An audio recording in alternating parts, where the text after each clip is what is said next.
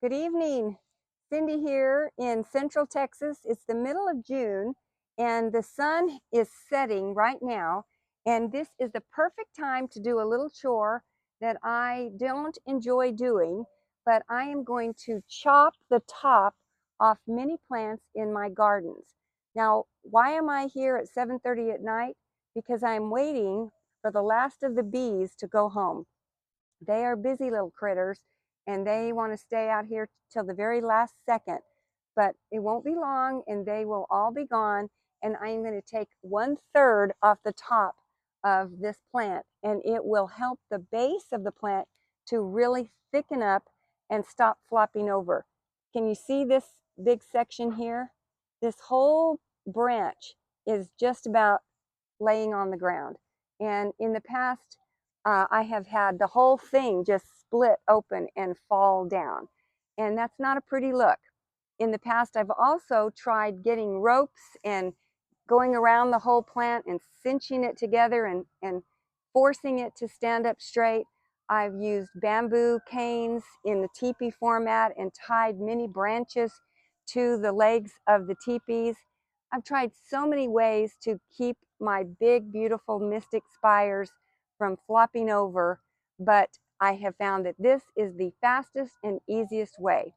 Now I've got my loppers and I have a sharpening stone. It's important to start with a really clean, sharp blade, and you just get these at any of the hardware stores, and you just, at a 45-degree angle, you get this sharpened, do all four sides, front and back of both of the blades, and you're ready to go. And I can finish this process in about 5 minutes. I still have a few bees left on here, so I'm waiting a little longer, but it really does the trick, and it's so much easier.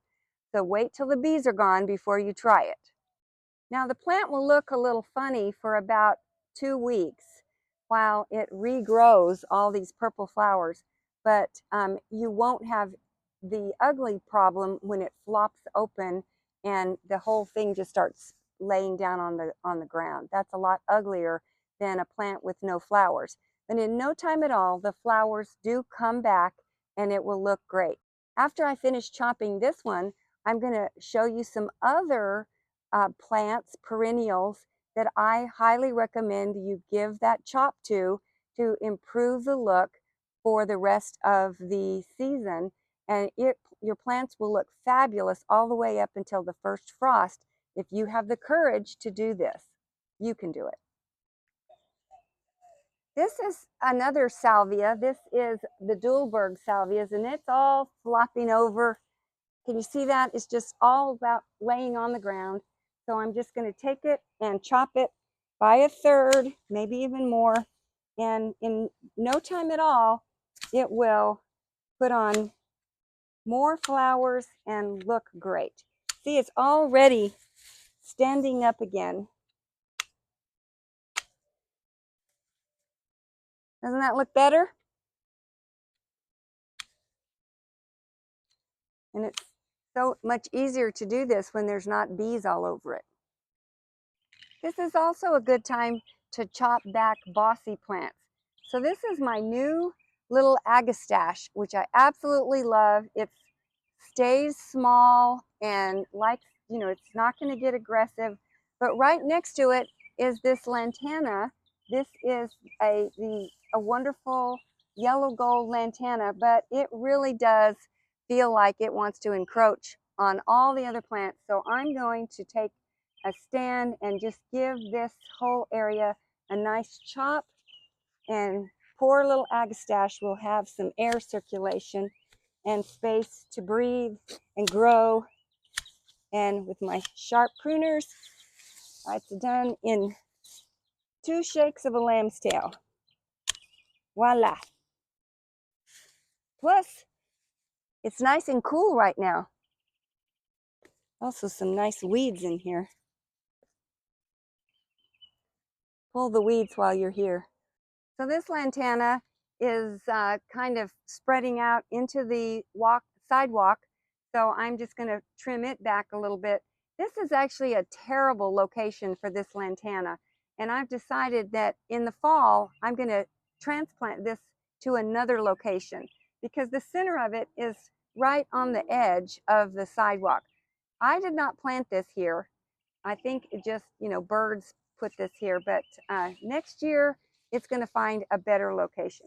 But for right now, I'm going to give it a little trim and get it off the sidewalk. I hope that you guys have some of these cool loppers. They sure do make this job easy.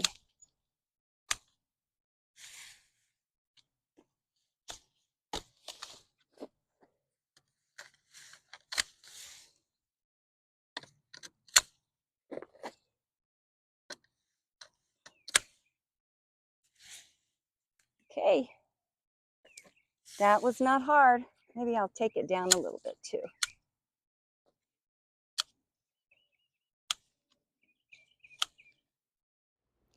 Okay, the bees are gone. I'm going to start cutting.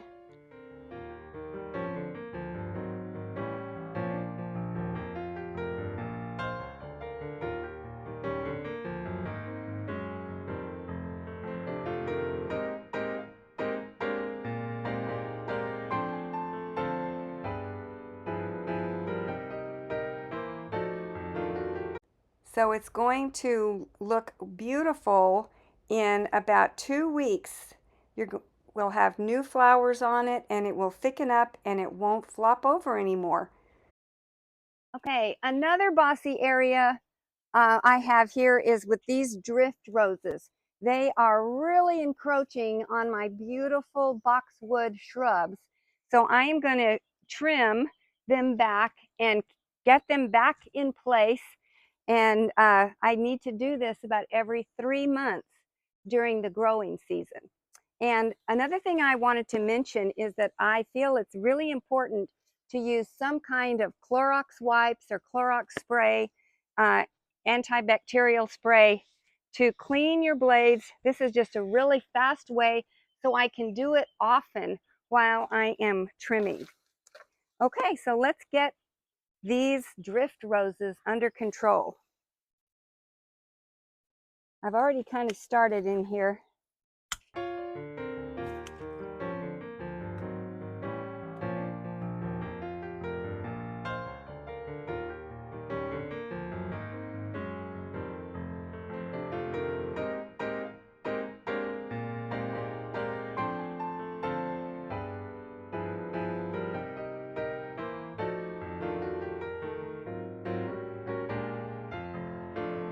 Okay, that is much better.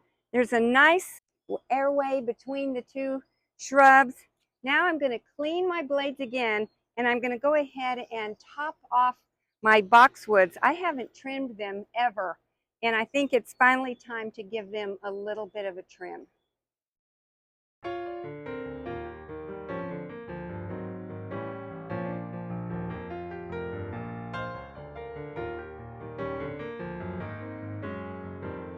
Okay, I could tell my blades needed another sharpening before I keep going. So I'm going to stop a minute and sharpen these blades again. So another plant that I highly recommend you prune at the beginning of June is the salvia greggii, or the autumn sage. This thing tends to flop very quickly, very easily, and I just love this plant. If you don't have some of these in your garden, you should get some. The best thing about them is that they are evergreen. They stay this pretty color all through the winter and the freezes. And they've got these cute little pink flowers on them.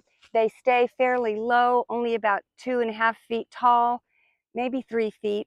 But I cut on them a lot.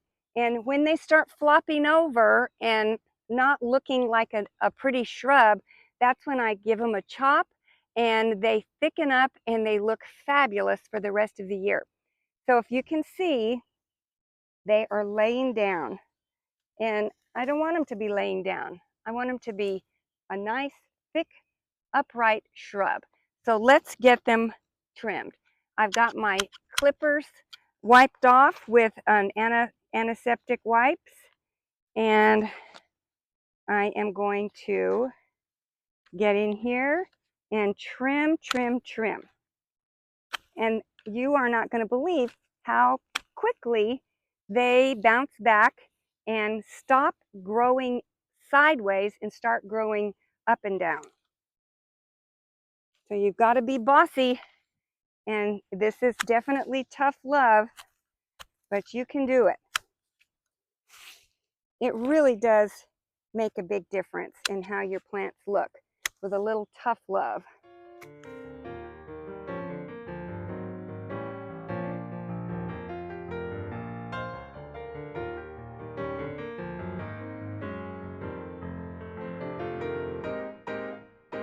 So here is another salvia greggii autumn sage right next to the one I just trimmed, and I wanted to give you an example of what they look like when we call this leggy. It's just, you can see through the plant. It's very thin. It's not a thick shrub. And so if you will chop it by 1/3 on the top, you will thicken this plant up and it will look like a much prettier shrub. So here is a final look at these two little shrubs. I took them down by maybe more than 1/3, but they really needed it. And they will thicken up and be covered with those little pink flowers in no time. And they will look so much better. While we're back here, we have to take a look at my American beautyberry. This is a wonderful understory tree. She's about 4 feet tall and 5 feet wide, and loves the shade. You have to keep them in the shade. And she is covered with these wonderful berries.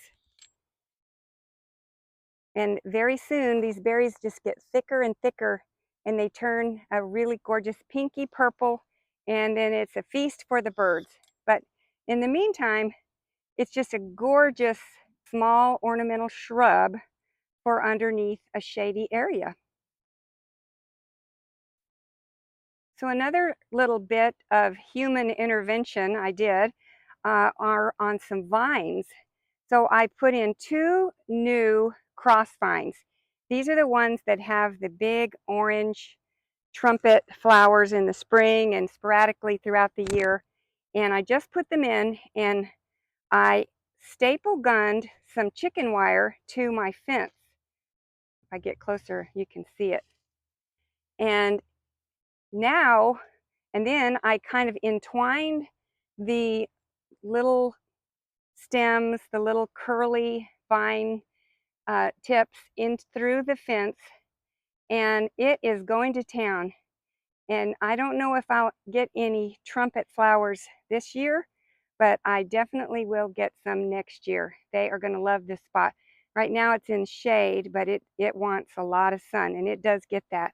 And I was going to show you, I have several of the autumn sage all the way across here, and they're all trimmed up.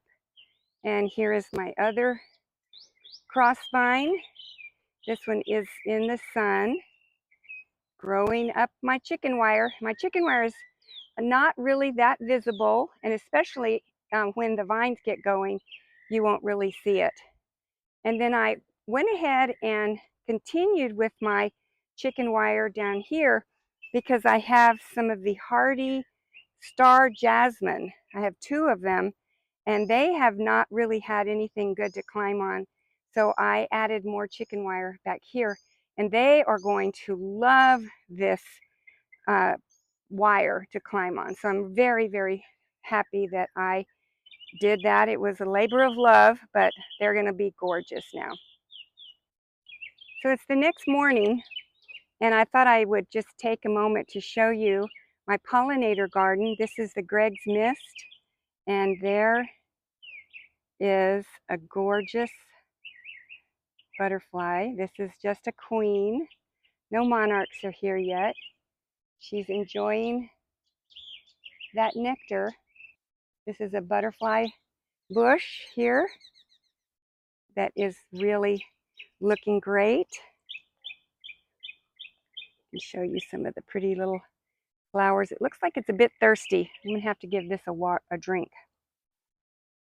And my Pride of Barbados is covered with blooms, with little seed pods. Any minute it's going to start popping. I see them blooming all over town, and for some reason mine takes a little bit longer to bloom, but I can be encouraged by these gorgeous seed pods. Look at these pretty things. So any day now I'll have flowers, and I'll make sure and show you. And there's a hummingbird. So the hummingbirds just showed up to this Turk's cap. I wish it would stay.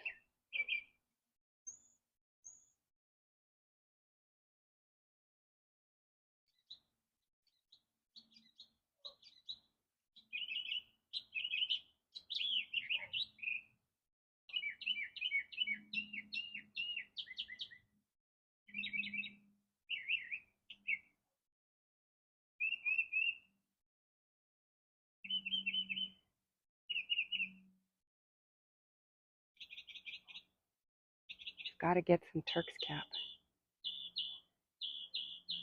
Look at that. How lucky am I? And then there's a butterfly behind it.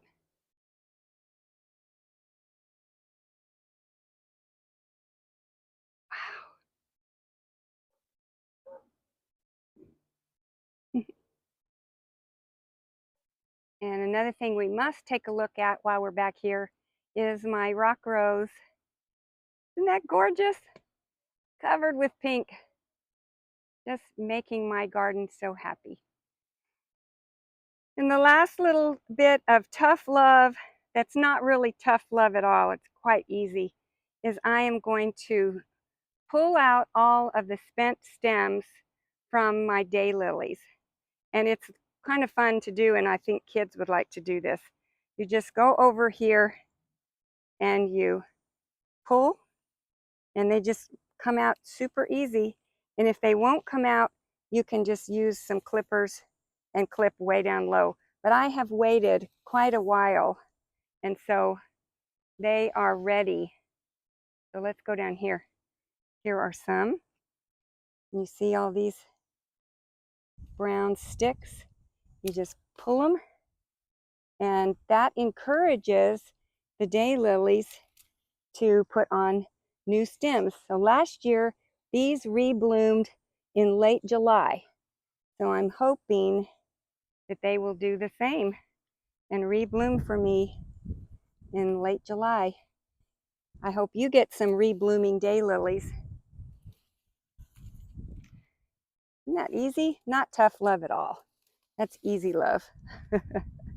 I appreciate it when some things aren't so painful. Thank you so much for watching today, and I hope I have shared about the tough love tactics that we need to take in our garden to go that extra step in having a beautiful garden. I do appreciate all of you. I appreciate all of your likes, and I especially appreciate the comments. I really learn from those comments, and it gives me ideas on what my next video might be. So keep it up. Have a wonderful day. Bye-bye.